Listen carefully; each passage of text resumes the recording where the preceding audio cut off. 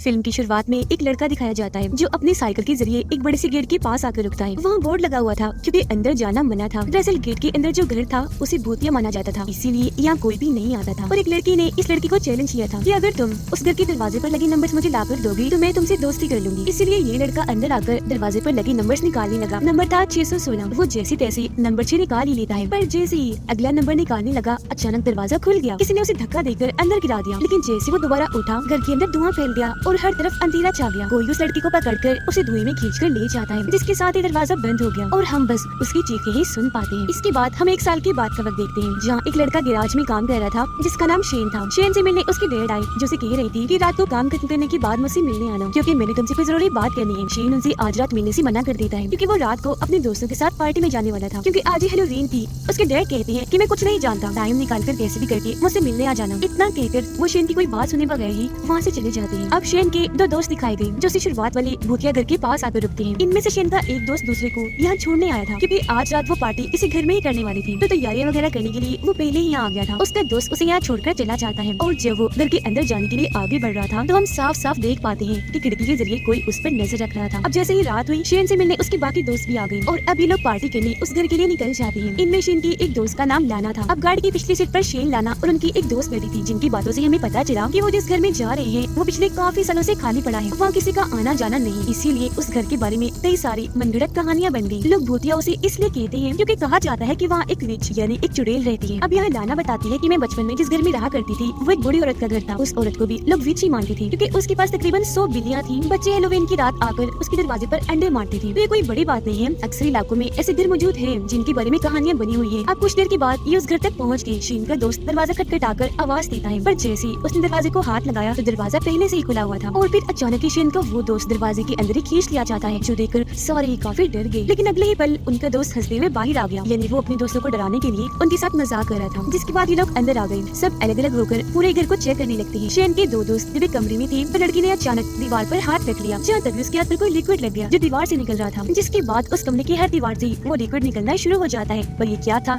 उन्हें समझ नहीं आती। शेन और उसके दोस्त जब कमरे में लेटे हुए थे तो तभी उसकी दोस्त देखती है कि वहाँ पड़ी कुर्सी जिस पर कपड़ा ढका हुआ है वो अचानक से हिलने लगी। ऐसा लग रहा था इसी कपड़े के अंदर कोई है जो बाहर आने की कोशिश कर रहा है। ये देख वो थोड़ा घबरा गई, इसीलिए वहाँ से बाहर आ जाती है। शेन ने क्योंकि वो कुर्सी नहीं देखी थी तो वो समझ नहीं पाता कि आखिर इसे हुआ क्या। अब लाना और उसका दोस्त एक कमरे में आकर वहाँ लगी तस्वीरों को देखने लगते हैं। लाना का दोस्त उसके साथ एक सेल्फी बनाता है, जिसके बाद लाना अपने दोस्त को एक तस्वीर दिखाती है जो एक फैमिली की थी। उसे देखकर वो काफी डर गया क्योंकि तस्वीर में जो फैमिली थी वो काफी डरावनी लग रही थी। उनकी आंखें अजीब तरह की थी, इसलिए उसके हाथ से वो तस्वीर छूटकर नीचे गिर जाती है। ये आवाज सुनकर उनके दो दोस्त वहाँ पर आए, जिनके पूछने पर लाना का दोस्त बताने लगा कि मैं इस तस्वीर को देखकर डर गया था, जिसमें कुछ तो गड़बड़, कुछ तो अजीब है। वो ये बात कर ही रहा था कि तभी यहाँ शेन और उसके दोस्त भी आ गए। जिस दौरान शेन का दोस्त जैसे ही एक म्यूजिक सिस्टम से टकराया अचानक वो खुद ही बजने लगा, जो चीज सबको काफी हैरान कर देती है। अब लाना को एक औरत की तस्वीर अपनी तरफ खींच रही थी क्योंकि वो उसे बहुत प्यारी लग रही थी। पहले तो लाना बड़े गौर से तस्वीर को देखने लगी, पर थोड़ी देर के बाद वापस रख देती है। जैसे उसने तस्वीर वापस रखी उसे एक ख्याल आने लगा।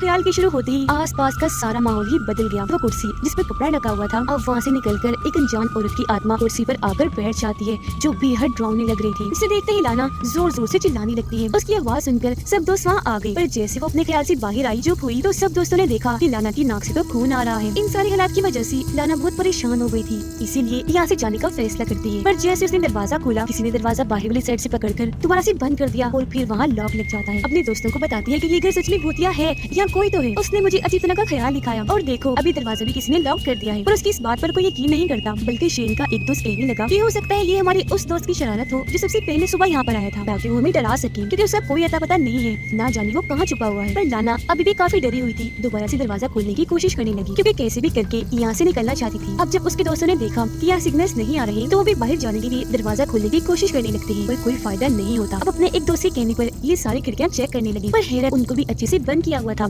ताकि कोई खोलने की कोशिश ना करे। इसी बीच लाना की दोस्त एक कपड़े से ढका हुआ शीशा वहाँ पर देखती है। उसने जैसे कपड़ा हटाया अचानक शीशे से कोई अजीब सी चीज निकलकर बाहर उसकी तरफ आने लगी। ये देख पहले तो वो डर गई, लेकिन फिर अपने हाथ से शीशे को छूने लगती है। हैरत उसका हाथ शीशे में काफी अंदर चला गया, जहाँ तभी कोई उसके हाथ को पकड़कर और अंदर खींचने लगा। इस वजह से वो काफी डर गई, जोर जोर से चिल्लाने लगती है क्योंकि उसके हाथ में दर्द भी हो रही थी। उसके सारे दोस्त आकर उसका हाथ बाहर निकालने की कोशिश करने लगते हैं। हाथ तो बाहर निकाल लिया पर उसके हाथ से खून निकल रहा था क्योंकि उसकी 2-3 उंगलियां काट दी गई थी। ये देखकर सबको लाना की बातों बातों पर यकीन होने लगा, यहाँ कुछ तो है। इसीलिए अब शेन यहाँ से बाहर निकलने के लिए कुर्सी से दरवाजा तोड़ने की कोशिश करने लगता है, पर उल्टा कुर्सी ही टूट जाती है। दरवाजे पर एक खराश तक नहीं आती। ये लोग दरवाजे के सुराख से देखने लगे और क्योंकि आज हैलोवीन थी इसीलिए कुछ लोग बाहर इकट्ठा हुए थे। अब ये लोग चिल्ला चिल्लाकर उन्हें मदद के लिए आवाज लगाने लगे, पर बाहर खड़े लोगों को इनकी जरा भी आवाज नहीं आती। वो बस इस घर को भूतिया समझकर अंडे मारकर यहाँ से चले जाते हैं। अब 3 लोग पूरे घर को चेक करने लगे, जबकि 2 अपने जख्मी दोस्त को संभालने में लग जाते हैं, जिसकी उंगलियां टूट गई थी। इसी दौरान लाना को एक कमरा दिखा जो किसी लाइब्रेरी जैसा लग रहा था। अंदर आने पर लाना को एक कागज मिला जिस पर एक औरत की मौत के बारे में लिखा हुआ था। ये वो औरत क्योंकि रिचुअल काले जादू वगैरह करती थी इसीलिए उसे पानी में डुबोकर मारने की सजा मिली। शेन की एक दोस्त को किसी का काला सारा दिखा तो बिना सोचे समझे उसके पीछे चली जाती है, जबकि शेन के 3 दोस्त किचन में आ जाते हैं, जहाँ एक दोस्त स्टील के बर्तन में अपना सर देखता है जिस पर गहरी चोट थी जो धीरे धीरे बढ़ती ही जा रही थी। वो हैरान हो गया क्योंकि उसे तो कोई चोट लगी ही नहीं थी। इसी बीच शेन के दोस्त को वहाँ एक बर्तन में किसी का कटा हुआ हाथ दिखता है, जिसे देखकर वो घबरा गया। उसकी हालत खराब होने लगी, इसीलिए वहाँ से बाहर आ जाता है। एक कमरे के पास आया जिसके अंदर उनकी एक दोस्त बैठी रो रही थी। ये जैसे उसे संभालने लगा वो उसे पकड़कर अजीब तरह की हरकतें करने लगी। पहले तो अपने दोस्त को रोकने लगा, पर जब वो नहीं रुकी तो बहाना बनाकर कहता है, अच्छा रुको, साइड पर हटो, मैं दरवाजा बंद कर देता हूँ ताकि कोई आ ना जाए। उसकी बात कर ली थी कि तभी दरवाजा एकदम ही बंद हो जाता है, जिसके बाद उसकी दोस्त बीच एक चुड़ैल में बदल जाती है जो उसे जोर से पकड़कर काफी बुरी तरह काट लेती है, जिससे उसका बहुत सारा खून निकलने लगा और वो उसके खून को ही पीना शुरू कर देती है। अब शेन के डैड ने उसे घर बुलाया था, पर क्योंकि वो नहीं गया इसलिए उसकी डैड लाना की मॉम के पास आई। उनसे शेन के बारे में पूछने के लिए वो बताती है कि दरअसल सारी दोस्त हैलोवीन पार्टी मनाने गई हैं। उधर शेन और लाना अपनी उसी दोस्त जो बीच में बदल गई थी उसे ढूंढने के लिए एक कमरे में आई, जहाँ किसी ने बहुत सारी मोमबत्तियां जलाई हुई थी। साथ ही काले जादू का सामान भी ताज़ा हालत में पड़ा था, जो देखने से लग रहा था कि जरूर किसी ने यहाँ जादू करने की तैयारी की हो। अब शेन को यहाँ एक खिड़की नजर आई, जिसे तोड़ने की वो कोशिश करने लगता है और जब वो थोड़ी सी टूट गई तो शेन ने अपना हाथ अंदर डाला, लेकिन जब हाथ बाहर निकाला तो उसके हाथ पर अजीब तरह की काली कीचड़ जैसी चीज लग जाती है। यही लाना को भी बहुत सारी शीशे की बोतलें नजर आई जिनके अंदर इंसानी जिस्म के हिस्से पड़े हुए थे।